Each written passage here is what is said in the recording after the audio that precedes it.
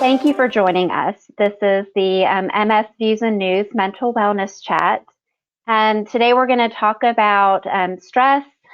We're going to talk a little bit about MS and then the relationship between the two of these. But before we get started, I wanted to thank our sponsors. So we'll move on to our next slide. So thank you to Bristol-Myers Squibb and to Janssen, a pharmaceutical company of Johnson & Johnson. Without our supporters, it would be really hard to bring a program like this to our MS community. And I also wanted to thank MS Views and News, because without them, this program would not be available as well. So I just wanted to take a moment, say thank you to our sponsors, because we appreciate the support that has allowed this program to come to people's homes, especially during COVID. It has met a lot of needs for many of us. And so I'll introduce myself. If I have not met you before, it is a pleasure to meet you. My name is Jessica Thomas. I'm a licensed clinical social worker. I specialize in helping people with neurological disease and chronic disease, and I help them in the area of emotional wellness. And so if you know me, you know that I have MS. If you don't know me, you know that now. And so that's a little bit of what brings me here to helping others is my own journey as well. But I've been working with people living with chronic disease and neurological disease for well over 16 years, I think, at this point. So we're going to move on to our topic. We're going to talk about stress today. And we're going to talk about it in a couple different facets. We're going to talk about the impact of stress on our body. We're going to talk about how to identify stress and the importance of identifying it. And then we're also going to talk a little bit about strategies to reduce stress and also to help modify. Possibly there's some modifications you can make in your life that might give you some opportunities to reduce stress as well. And so with that said, stress, I saw this quote and I thought it was great because it's a little bit positive sounding, but it's true. Stress is the spice of life. So what is stress? I used to talk about stress as the thing that happened in our life that caused discomfort or caused frustration or was positive or negative. Something that was really important could cause stress. But what I've learned in doing a lot of reading about stress and stress management is there are two aspects here. So there is the stressor. So the stressor is the thing that comes into our life. It might be that we're running late for a meeting, or it might be that you spilled a cup of coffee in your car. I'm just coming up with some things off the top of my head. You might have some better reasons or better examples of stressors. And then, so stressors are the things that kind of come and happen. Now, what happens is when the stressor comes, our body reacts to it. And so this is the actual stress, is how our body reacts and holds on to the stress. And so as stressor comes and goes, we have Terry here who said feeling not in control or uncertain causes her stress. And so that stressor comes and that activates a stress response within your body. And that stress response may be, you may feel tense, your body may feel tight, you may feel anxious, you may feel on edge, etc. And so it's important to know that that when we're talking about stress, we're going to talk about the stressor, but we're really, and we're going to talk about tips and such to help with that, but we're also going to talk about the stress, how we're holding it in our body and how it's impacting us. So stress can be positive or negative, and it can be short-term or long-term. Chronic stress can be very bad for us. It's not healthy. Stress is inevitable, right? It's a part of our lives, and it's been shown, if we have a lot of chronic stress, that it can contribute to health problems and is not good for our immune system. So as we talk about stress, we're going to talk about ways that we can reduce it as well. I'm going to go to my question box real quick. Hold on 1 second. Okay. And thank you. I appreciate you, everyone, for being so patient with me when I go through the question box, because I have to look at a lot of different things on this chat. Okay. So we're going to move on to our next slide, and we're going to talk about stress in the body. And before we get started on my explanation and my research, I want to find out, how does stress impact you? How do you know that you're stressed? So while we have people inputting how they know they're stressed, I'm going to share a little bit about stress in the body. So we have chronic stress and we have short-term stress, but some common stress signs are as such. You can have thinking-related signs or cognitive signs. So that might, worrying might be one of those things. You might be easily distracted. You might be expecting for the worst to happen, or you might have trouble making decisions. Or maybe you have physical signs that manifest within your body. And maybe you experience sweating, dry mouth, headaches, your heart beating fast, your stomach cramping, muscle spasms. You might have a feeling of faintness or like a lump in your throat, fatigue, weariness, being tired, sleeping too much or sleeping too little. Or you may have emotional signs. And actually, I'm going to add one to the physical signs.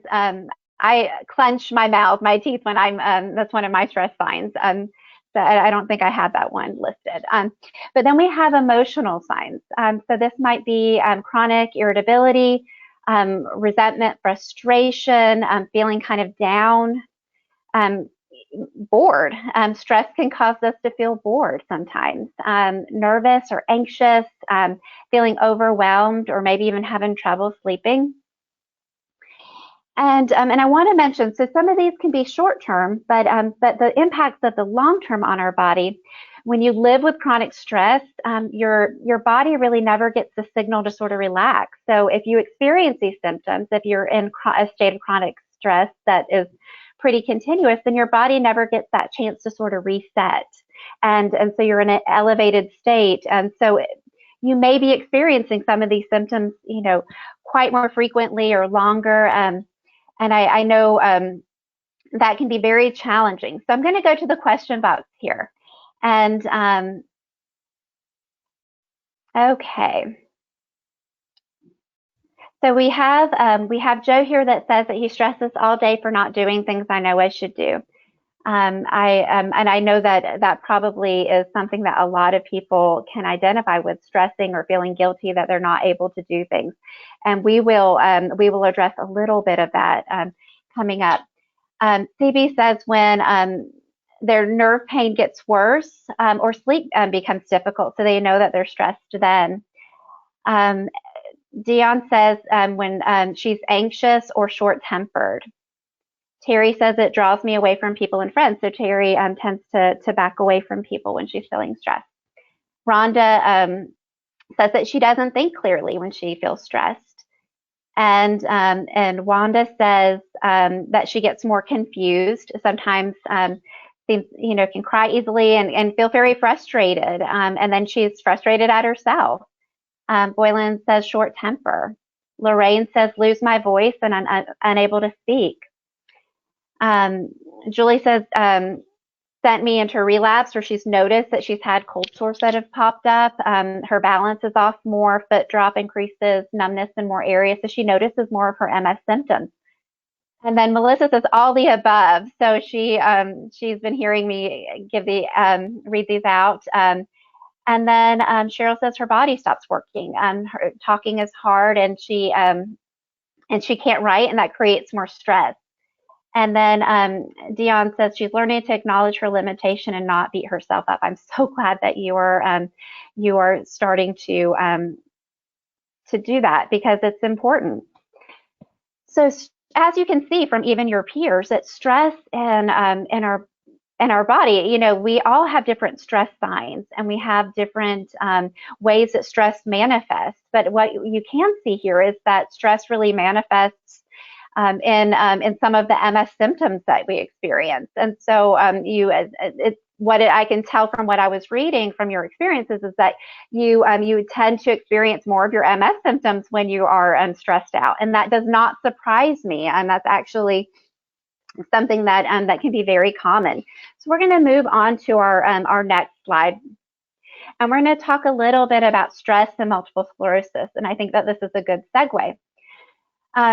MS and having a chronic disease can actually create some stress too. And so not only does life filled with stress, it's the spice of life, remember that. But also having MS can create a little bit of stress too. And so I'm going to explain some of this. And one of our people, I don't have the question box up right now, but had mentioned that that stress caused the MS relapse. There's been mixed studies on that if stress causes relapses. But what I can definitely say is that people with MS identify with having symptoms that attach very closely to when they're having stressful times. And there are some studies that support that stress can cause relapses, and there's some studies that don't quite support it. But the truth is what we know is that stress is bad for us, and stress is bad, for MS. It's not good for it. So I just wanted to share that. But definitely, many people feel that there's a strong connection. And I know from people I work with, and I know from my own self, when I'm a little bit more stressed, I can see and feel some MS symptoms. So this is why we need to talk about stress, because stress tends to make many people with MS feel a little bit worse, or it tends to exacerbate some of the symptoms that you experience. And while we cannot control that stress is going to be around us, what we can do is that we can control that the way that we manage our stress. Now with MS, and what I'm going to do is let's go 2 slides up, please. And we're going to go to causes of stress with MS and a chronic disease, and we're going to talk about that. It's a good segue. So having MS, we'll go one more slide, I think we answered most of those questions.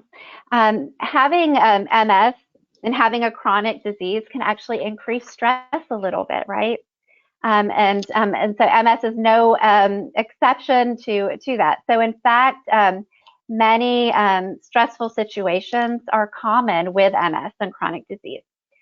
And so probably a couple of you, if not a few of you, have had a difficult time getting an MS diagnosis. This is something that is quite common. And I'm moving the question box, so just please forgive me as I do this. I'm gonna just make it bigger. And so with this, we see that that the diagnosis process can be very stressful with MS, and then the unpredictability of MS. If any of you can identify with any of these I'm saying, you feel free to use the question box. The invisibility of some of the symptoms can create stress because some people might not feel as understood by others. And then also the visibility of the symptoms too. For some people, having some visibility can create stress. So if you're having to use a DME or a durable medical equipment, or you're having trouble walking, or you have foot drop, having a symptom that's visible might be something that's frustrating and stressful. The financial stress of having a chronic disease or having MS. MS is expensive. And then the loss of control, the unpredictability of the symptoms, how they might come and go, or how we might not have full control of what some of aspects of the future look like, and that can create some stress. And then the making treatment decisions. I think that this is something that can be very stressful for people.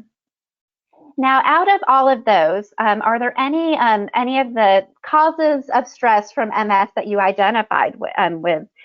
So either the invisibility of the symptoms that makes it hard to talk with other people, or the financial concerns, or concerns about work or employment, loss of control, the need to make decisions, or the constant need to readjust. So we have someone here, Julie says the causes of stress, work, coworkers, students, their parents. In fact, she just can't go and do what she would like and what she used to be able to do. And thank you for sharing that. Dion said the unpredictability, all the above. So as you can see, having MS is kind of a stressful disease in that sense too. So not only is life stressful, but having MS is stressful too. And we're going to talk about some of the things that cause us stress. So let me see real quick and make sure So what are some of the causes of your stress? And I am going to get us started. So a cause of my stress might be, let's see,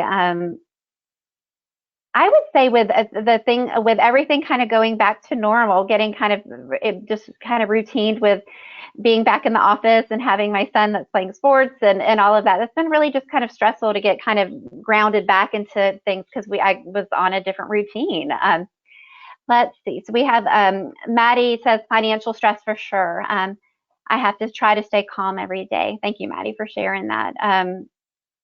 I'm not sure if any of you have had that experience, but sometimes the financial stress can be a lot, especially if you're applying for Social Security disability or if you're on a fixed income. It makes it really hard. And I've noticed the groceries, grocery stores, the prices are up and gas is up. And so if you're on a limited income, it could be extra stressful right now. Wanda shares not being able to do what I used to and wanting to do. I used to be very independent, and it's hard to ask for help and to let others know what I want to. Wanda, thank you for sharing that. I know in some of our other MS mental wellness chats that are recorded, we talk a little bit about asking for help and accepting help too. Melissa shared she's in the process of her diagnosis. Her daughter was also diagnosed with something, and so this has created a lot of imaginable stress. And then Joe says the world being crazy. It's been a difficult time, right? There's been a lot of challenges out there, and that's created a lot of external stress. And then Dion says my life changes in conjunction with MS. We have not having loved ones seeing how seeing what is affecting you causes stress. And then we have, I want to move into a different house. Celia says, so there's more accommodations for her. And then let's see, I'm so sorry. You guys have really participated a lot in this. Pamela agreed 100% with Wanda, so I just want you to know that, Wanda. Terry said mobility problems, and quality of life. And Melissa says it's stressful to do chores, but that she needs to and she doesn't have the energy to do. I actually can really identify with that one sometimes, Melissa. And so we're going to move forward a little bit. And as we move forward to the next slide, I will read real quick. Julie says that her comments on stress would be too long, but she's moved a lot since August of last year. And so she's had a lot of stressors and a lot of changes, and changes can definitely bring on stress as well. So we're going to talk about recognizing stress, because we know stress is inevitable, it's going to happen, but we have to recognize stress and recognize the things that cause us stress, and then recognizing our stress signs, which we talked about a little bit. And it's important to note that some of the stress signs are actually symptoms of MS too. I had mentioned one of the physical signs of stress might be to be fatigued, but fatigue is a really common symptom of MS. So there can be some symptoms that are from stress that are reinforced because of MS as well, or are just present because of stress. So knowing what causes your stress is really important, and it's the first step to figuring out how to calm it down, how to calm stress. What daily events or concerns stress you the most? It may be good to make a list of these things. So when you're thinking about what stresses you out the most, you can use the question box or just think about this for yourself.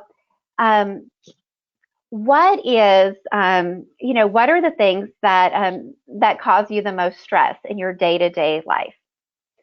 I know for me, getting ready in the mornings causes a little bit of stress, and so that's something I'm very aware of in terms of schedule and routine. And I don't think we have anybody commenting, but knowing what your stress, what's stressful for you, what kind of creates more stress. I know if I don't have my lunch packed for the next day, then the morning is tougher. So I need to have my lunch packed, even if I'm working from home. So creating the list, a list for you of things that maybe caused you the most stress over the past couple weeks. If you can't think of it, ask or talk to someone that cares about you or loves you or kind of sees you in your day-to-day. They might be able to give you some feedback and maybe some insight maybe on how they've noticed if you've been stressed or not. So Dion says other people's uncommunicated expectations. That absolutely, I'm sure, would cause a lot of stress because communication is the key. Linda says bladder issues. That has caused a lot of stress over the past couple weeks. And I know there's a lot of planning when bladder issues are present with MS. Renee says arriving to the doctor and appointments and therapy on time, it causes her stress. And that's important to know. I like to be early everywhere I go, and so I tend to be a little bit stressed myself at wanting to be at appointments on time, etc. And so we're going to talk about some strategies to help with these things. And Maddie says the list may stress me out. So the idea, Maddie, here is that the reason why I want you to have the list is not so you can stare at it and be stressed out about it, but it's maybe to identify maybe there's a couple tweaks to some of the things that we're doing that we can make improvements on that might help us to reduce some of the stress. For example, how mornings are really hard for me to get up and get going. I can do that, but I can get up and get going, but it's harder for me. And if I don't have certain things in place, then my morning tends to be a little bit more stressful. But if I make my lunch the night before and get my bag ready the night before, then I absolutely feel less stressed. So it's sort of like identifying some of the things that stress you out so you can find some solutions. Now, if it's financial related, there might not be quite as much. But you want to identify what are some of the things that I might be able to do to help here. So James said not being able to work anymore. And that definitely can be something that, that causes stress as well. And then Pam says not being in control of situations and circumstances stresses me out. And that seems to be a theme because we had someone else that said not being able to be in control is definitely stressful too. And I think there's a lot of things that we're not in control of, but there are sometimes some things that we can control. One example is something I did with a patient a while back, is that we had four items that were causing this person a lot of stress. And so what we did is we took a piece of paper and we quartered it up like this. And then we used the paper and we identified stressor 1, stressor 2, stressor 3, stressor 4. And we wrote out the things that she could control and that she could do towards helping that stressor. And then we acknowledged that there were things that she couldn't do, but there were things that she could do. And so that is something that was a helpful tool for this specific person. But there might be some strategies to being able to is really important. And it's important to note this too, a situation isn't stressful unless you react to it with stress. So that's an important reframe as well, to think, well, if I control my response or my reaction, then that may help actually eliminate or reduce some of those feelings of stress. And so again, because that stressor comes and goes, right? But if we are not reacting to the stressor, then the stress is not being held in our body. And so that's just a concept, something to think about. So we talked a little bit about stress signs already. If you have anything else that you want to share about your stress signs, how you recognize your stress, please feel free to share those. I know that some are MS related, but if you have other little signs or anything, please feel free to share. But we're going to move on to our next slide. And we're going to talk a little bit about stress and mood. And I know from our participants today that stress definitely impacts our moods. And so with you, I'm going to ask all of you, whoever would like to participate, how do you notice changes in your mood when you're feeling stressed?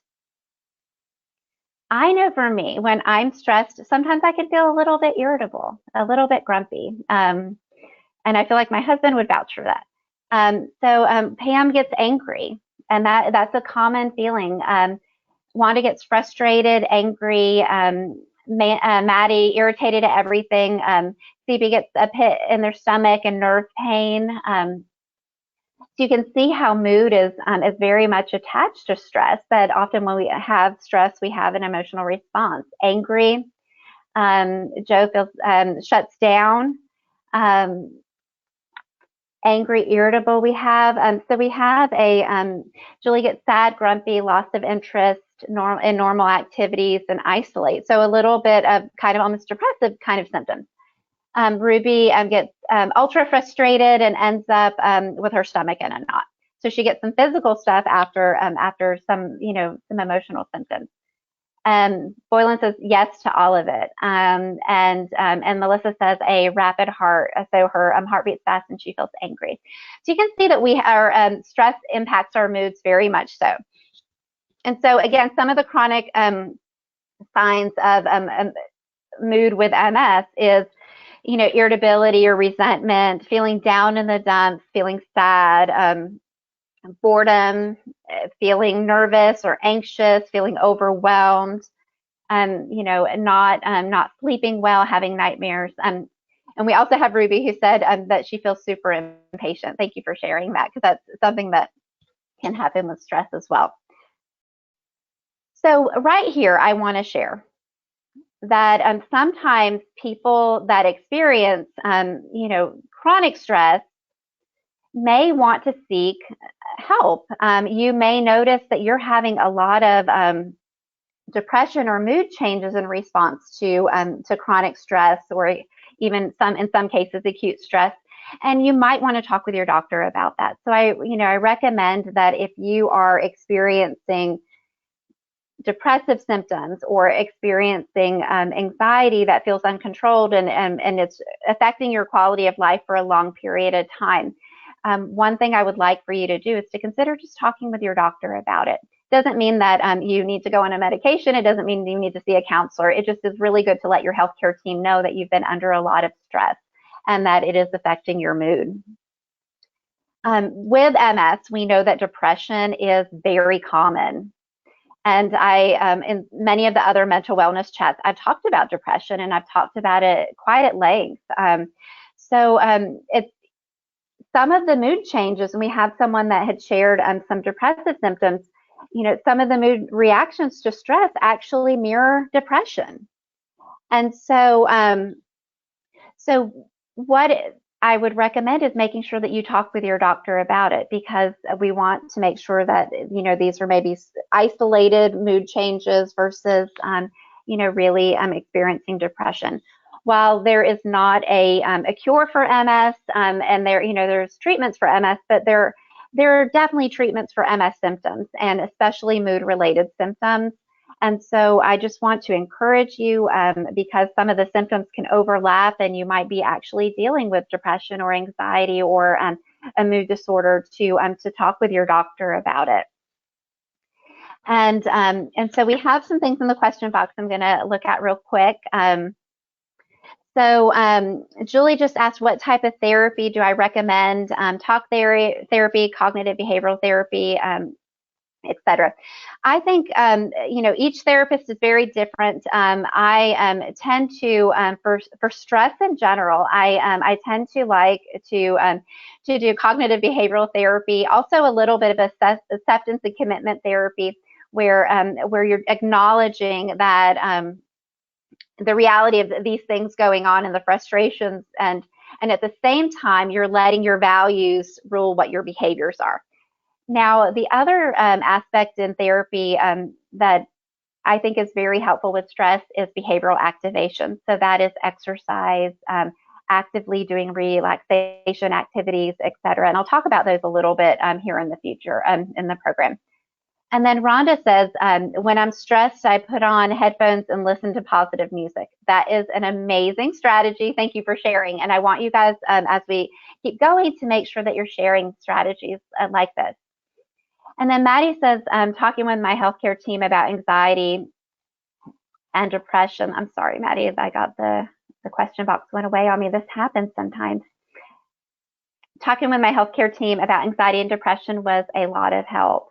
Thank you for sharing that, because if your healthcare team doesn't know, then they don't know. But if they do know, then you can get more help and ways to cope and tools. So we're going to talk, we're going to move on to our next slide, which is addressing stress and cognition. So this is another thing that many of you had mentioned that gets impacted when you are stressed. And cognition and stress do not go hand in hand. Often we are not programmed to be the best problem solvers when we are feeling very stressed. And so if we're experiencing a lot of stress, then we might experience some cognitive changes too. So it's important to know that, again, cognitive changes happen often in people with MS. It's a common symptom. And so if your stress level is high, you may notice that your ability to plan or problem solve might be challenged. And this, can be a consequence of the stress and also paired with having MS. So it's important to think of some strategies, some tips to help you focus and concentrate even in the face of cognitive challenges and stress. And so we will talk specifically about some strategies here in a minute, but I will mention just a few. And if you have any that you want to add, please feel free to add. So one of the suggestions is to practice stress management, which we're going to talk about soon. We are also sharing kind of concerns and responsibilities to kind of lighten your load if you're feeling that you have too much pressure, too much on your plate. Talking with a cognitive rehabilitation professional, a neuropsychologist. Even I've seen some people be able to get some value out of working with speech therapy to help with some of the cognitive challenges.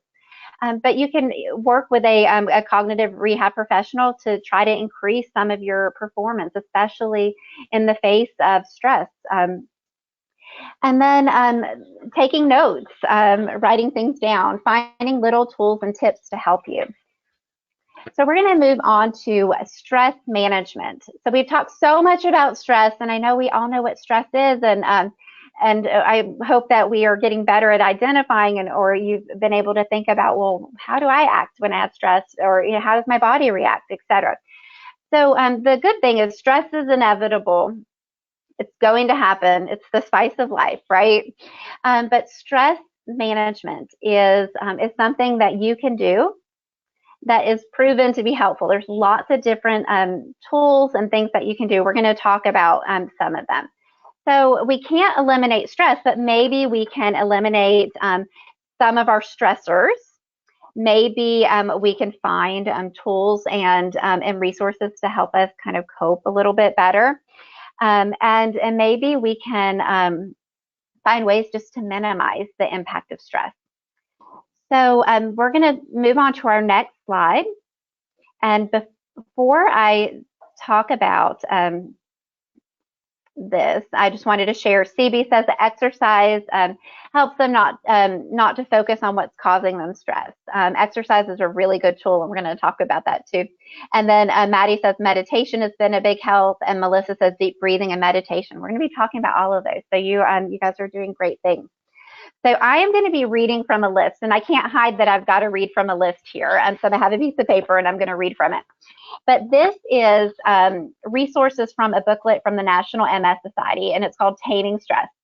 And they have a really good list of just some suggestions on ways to minimize stressors. So I'm going to read from it because I think they're very much worth it. So everyday strategies to help get stress under control. Simplify your life. Relax a few standards. Ask yourself if you want to do a particular task and if it needs to be done perfectly or not at all. Plan ahead in situations that could cause stress. This is something I recommended to someone today. To take a book if they're waiting, if waiting may be necessary. In our area, we have public transportation for disabilities through disability services, and they pick you up so much earlier than your appointment, or they pick you up so much later than your appointment. And so one of the strategies I shared was, instead of it feeling stressful, maybe let's how about taking a book and making it a little bit more pleasurable and in being able to focus on something different. Get extra sleep before big events and family gatherings or big events in your life. Learn to say no. Make your request for help as specific as possible. For example, would you please help me by ... Make an extra set of keys. What a great way to reduce stress for any of you that that forget your keys or lose your keys. I can definitely understand that one. Keep the car and other appliances in good order, making sure that you're keeping gas in your car. That way you're not running out of gas when you're on the road. Doing unpleasant things early in the day so you don't have to worry about them later. Don't feel like you have to answer the phone on the first ring. If the morning rush is stressful, get up 15 minutes earlier. That does help. It's hard to do sometimes, but it does help. Use your imagination, to think about an event that you're not looking forward to. So finding ways to find a strategy to kind of help feel a little bit more calm about it. Imagining, what you might wear or what questions you might ask. Think about the way that you would like for it to be. Investigate and use gadgets, aids, and devices that save time or effort. I know one thing, and I'll show you right here, and this is my own little example, but I feel very stressed when I travel because I'm afraid I'm going to get overheated, and if I get overheated, I get a little bit more tired. So one of the things that I have done, I've invested in, is a fan. This is a travel fan.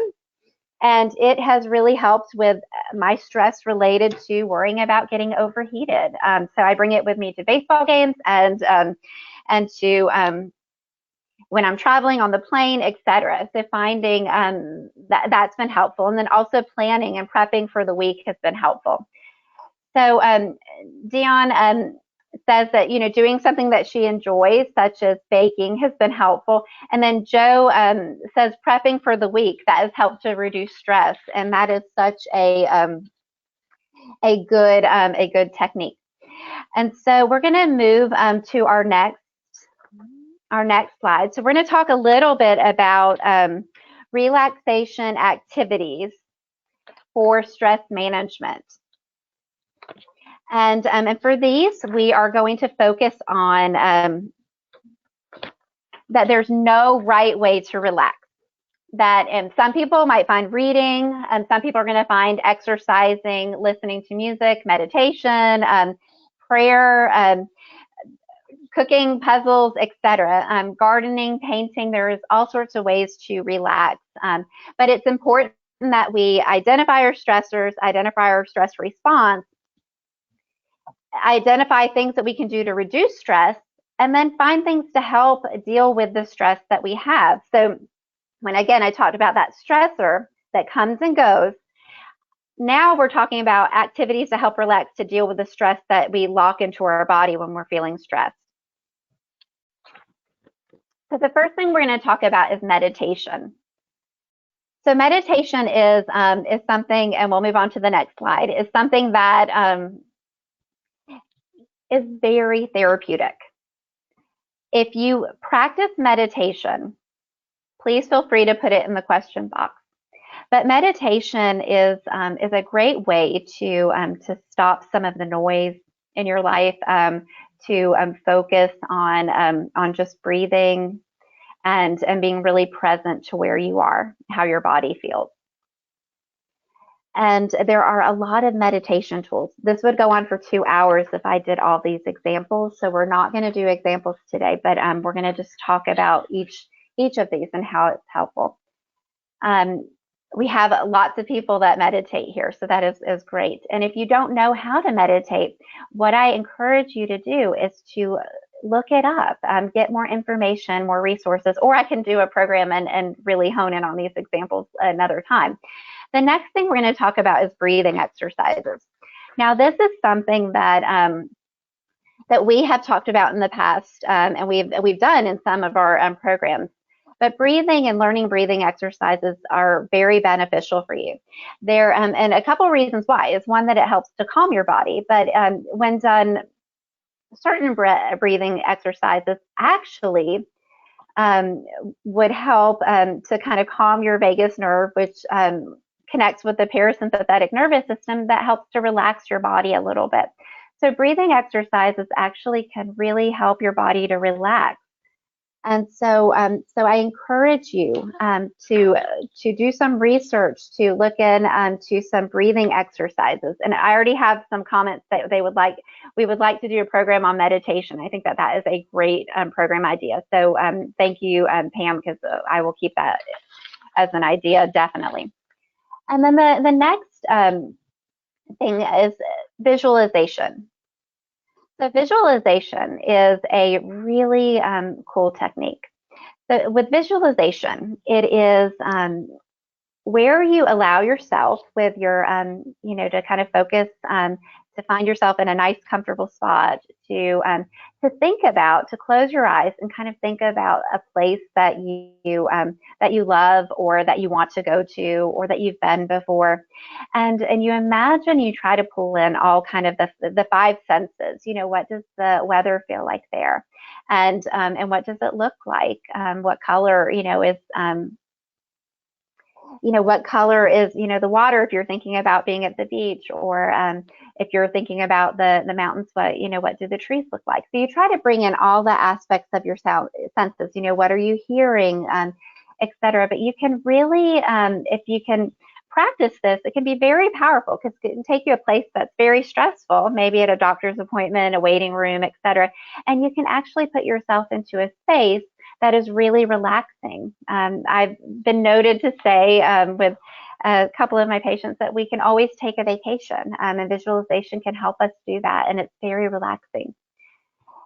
Now, the other strategies are around exercise, other exercises, and also some diet. So yoga and Tai Chi have been noted to be very helpful for stress, and to manage stress. And both of those involve a deep breathing, slow movements, and relaxation. So both of those exercises can be very helpful for stress management.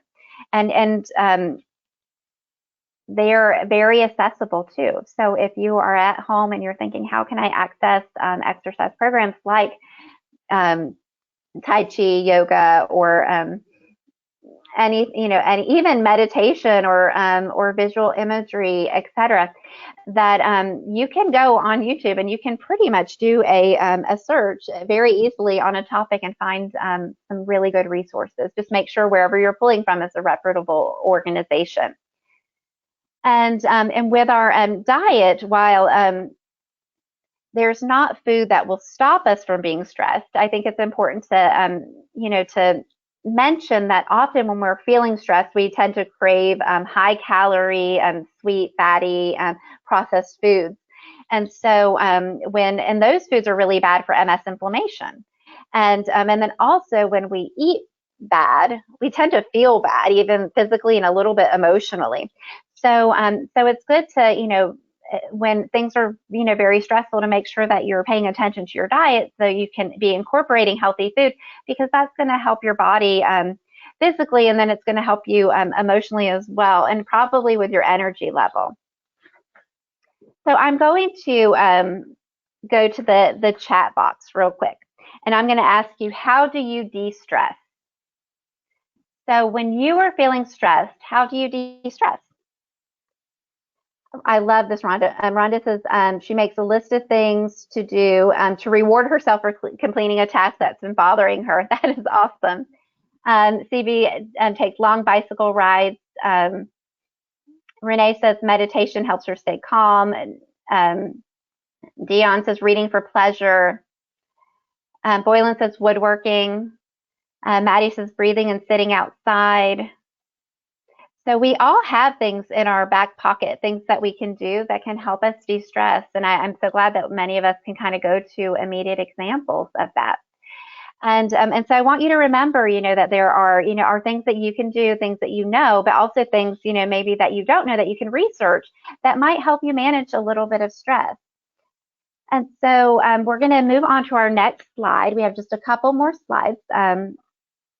We're going to talk about sleep hygiene. And this is important because sleep and stress and MS symptoms kind of, go hand in hand. So often when people are experiencing a lot of stress, so say a lot of stressors have come and they've reacted to stress, and they're carrying a lot of stress in their body, then people tend to not sleep as well.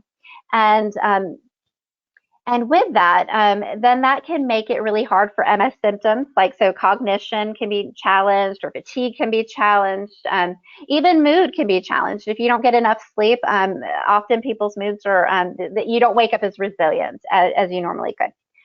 So I just wanted to mention, the importance of sleep hygiene, and to make sure that you are paying attention to how you're sleeping. For some people, that was your stress sign, that you noticed when your stress is high, you're not sleeping as well.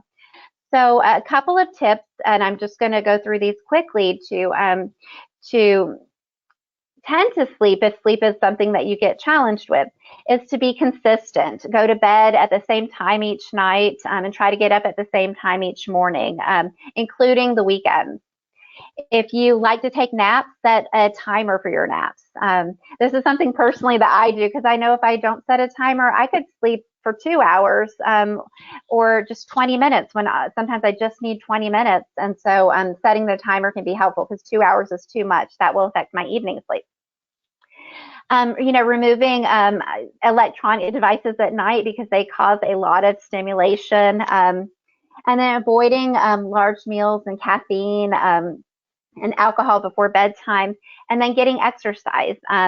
If you exercise, not too close to bedtime, but exercise in the day or in the morning, that tends to help you sleep a little bit better in the evening. So there's things that can help with that. But I just wanted to bring awareness of the connection of the importance of sleep with stress management, but then also the importance of sleep with MS too, and how they all kind of interconnect. And then the last resource I'm going to share is different types of rest. And I want to give credit to Sandra Dalton-Smith. She has a TED Talk on this, and a small video, and it's worth watching.